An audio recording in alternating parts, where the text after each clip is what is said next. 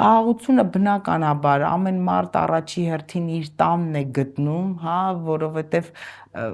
տունը քոնն է, քո տիեզերքն է։ Ես Երևանի կենտրոնը շատ եմ սիրում, որովհետև ծնվել մեծացել եմ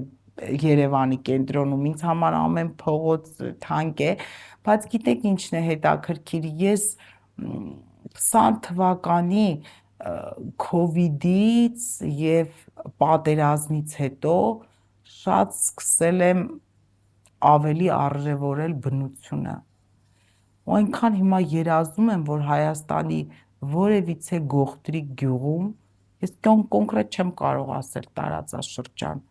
ես մի փոքր տուն ունենամ։ Իդեպ Լիդիա պետք է ասեմ, այդ ոչ թե որ գիտեմ, որ դուք Արցախից եք, ես երբ որ մի քանի անգամ Արցախում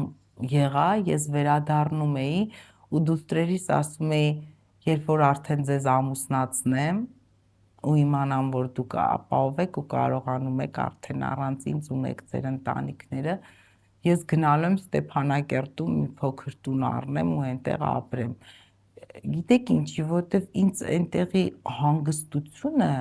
հիացնում էր։ Ես ինձ անդադ մի հարց էի տալիս, ոնց կարող է ինչ-որ տարածք քո հայրենիքի այդքան մոտ լինի վտանգի,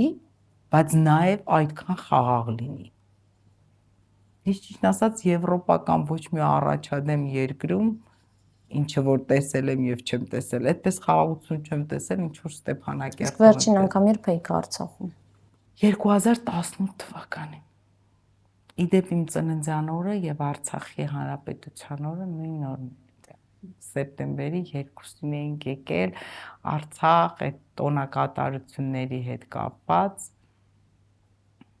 եւ դա իմ ծննդյան օրերից էլ ամենահիշարժանը մնաց իմ կյանքում, որովհետեւ դա այն ծնունդն է եղել, որ նաեւ այդ տոնակատարությունների հետ նշել ենք Արցախում, Դադիվանքում եմ եղել այդ օրը,